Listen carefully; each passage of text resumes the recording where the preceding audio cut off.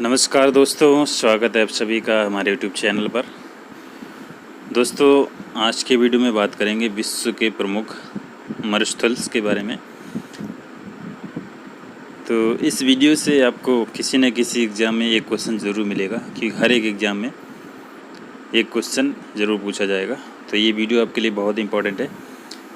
कौन से मरुस्थल कहाँ पर हैं, उनके बारे में जो भी इम्पोर्टेंट तथ्य हैं वो हम बात करेंगे, यहाँ पर डिस्कस करेंगे। तो वीडियो को लाइक और शेयर जरूर कर दें। पहले तो हम फिगर से समझेंगे, मानचित्र से कौन सा कहाँ पर है। तो सबसे पहले आपको ये पता होना चाहिए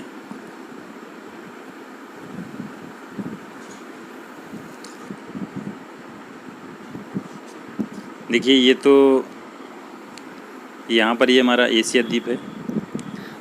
एशिया, ये हमारा अफ्रीका है, ये यूरोप है, इधर ये हमारा उत्तरी अमेरिका, ये हमारा दक्षिणी अमेरिका है, और ये हमारा ऑस्ट्रेलिया है। ठीक है, और नीचे एक और होता है अंटार्कटिका।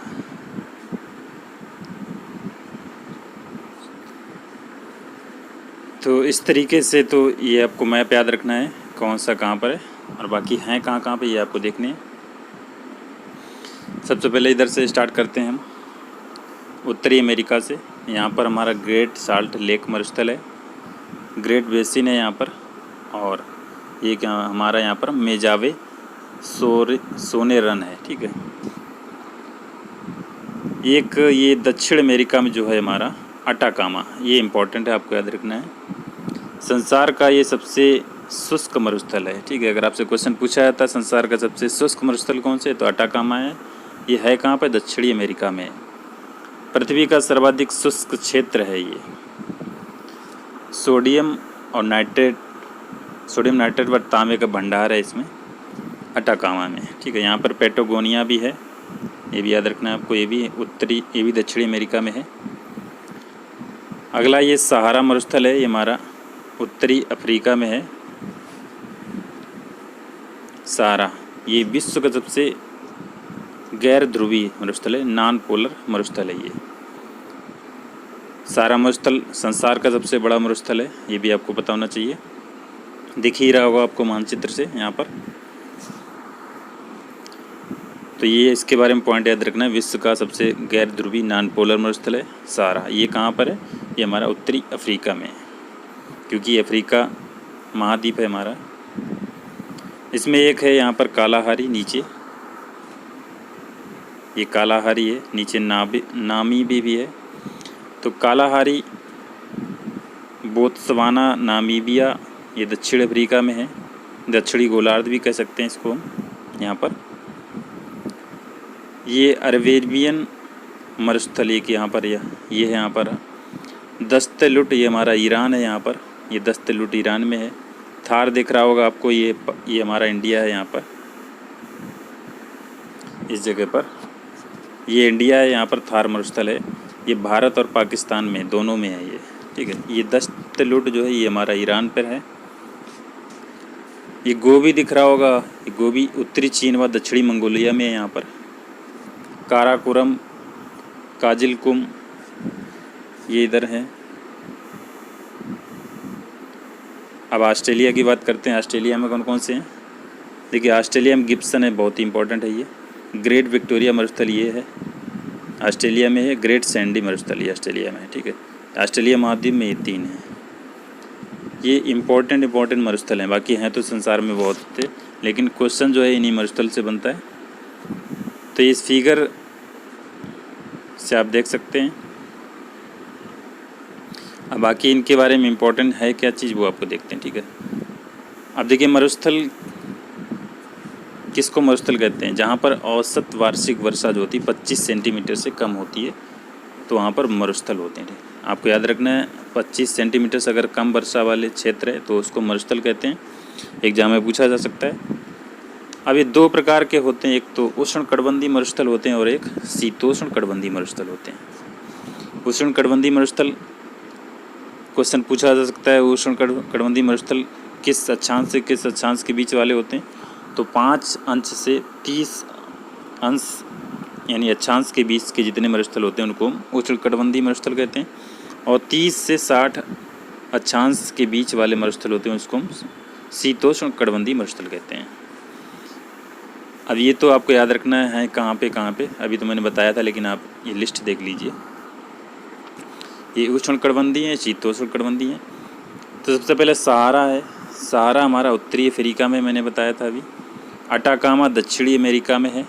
कालाहारी दक्षिणी गोलार्ध में है। दक्षिणी गोलार्ध या दक्षिणी अफ्रीका कह सकते हैं हम। दस्त एलुट ये ईरान में है, कई बार क्वेश्चन पूछा गया। ये थार पूछा गया, भारत और पाकिस्तान में है। ग्रेट विक्टोरिया कहाँ पर, ऑस्ट्रेलिया में है। गिब्सन कहाँ है, ये भी ऑस्ट्रेलिया में। तो इनसे डायरेक्टली क्वेश्चन पूछे जाते हैं कि पूछा जाता है कौन सा मरुस्थल कहाँ पे है। अब इधर आ जाते हैं, गोबी कहाँ पर है, ये उत्तरी चीन और दक्षिणी मंगोलिया में है, क्योंकि चीन और मंगोलिया की जो सीमा है वो लगी होगी एक दूसरे के देशों से। तो ये उत्तरी चीन और दक्षिणी मंगोलिया में है। तकला मकान ये चीन में है। पैटागोनिया अर्जेंटीना एवं चिली में है। और लद्दाख एक जो भारत में है, ठीक है, लद्दाख। तो ये तो थे मरुस्थल जो इम्पोर्टेंट हैं। आपको कई सारे पॉइंट इसमें याद रखने होंगे, जैसे 25 सेंटीमीटर से कम जहाँ पे वर्षा होती है उसको मरुस्थल कहते हैं।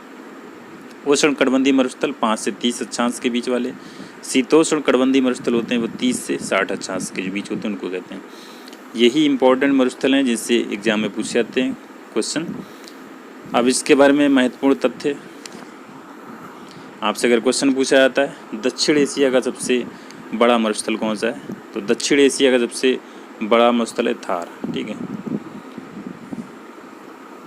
जो कि भारत और पाकिस्तान की सीमा पर है। ग्रेट इंडियन डेजर्ट इसको बोलते हैं। संसार का सबसे जनसंख्या वाला मरुस्थल है थार, ठीक है। अगर पूछा जाता है संसार का सबसे अधिक जनसंख्या वाला मरुस्थल कौन सा, थार है।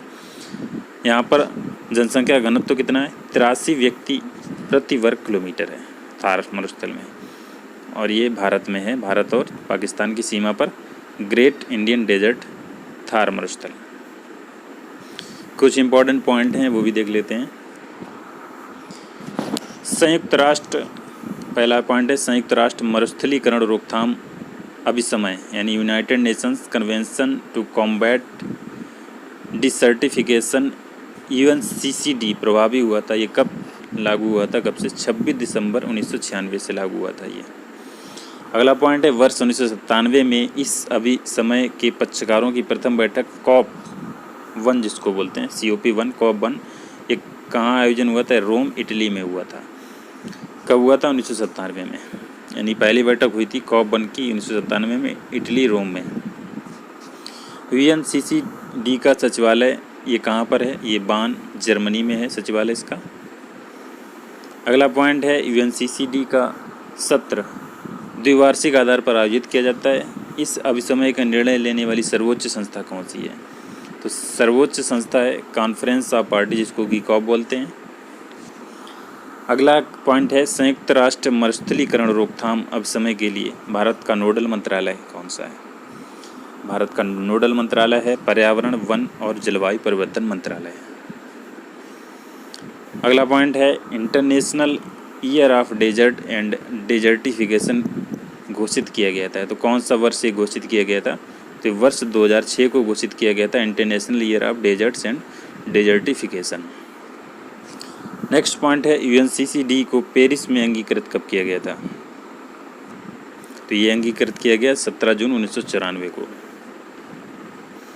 ये तो थे कुछ इम्पोर्टेंट पॉइंट, और एक पॉइंट और आपको याद रखना है, COP14 जो बैठक हुई है COP14 का आयोजन कहाँ किया गया था, ये ग्रेटर नोएडा UP में किया गया था COP14 का आयोजन। तो ये थे विश्व के प्रमुख मरुस्थल, उनके बारे में कुछ इम्पोर्टेंट पॉइंट। कौन सा मरुस्थल कहाँ पर है ये लिस्ट आपको जरूर याद होनी चाहिए। तो सारे इम्पोर्टेंट पॉइंट थे। इसकी PDF आपको तुरंत शेयर कर दी जाएगी टेलीग्राम चैनल पर, और वीडियो के डिस्क्रिप्शन में भी इसका लिंक दे दिया जाएगा, तो वहाँ से इसको डाउनलोड कर सकते हैं। तो वीडियो को लाइक और शेयर जरूर करें दोस्तों, और चैनल को जरूर सब्सक्राइब कर लें जो भी पहली बार चैनल को विजिट कर रहा है। तो मिलते हैं नेक्स्ट वीडियो में। Thank you for watching.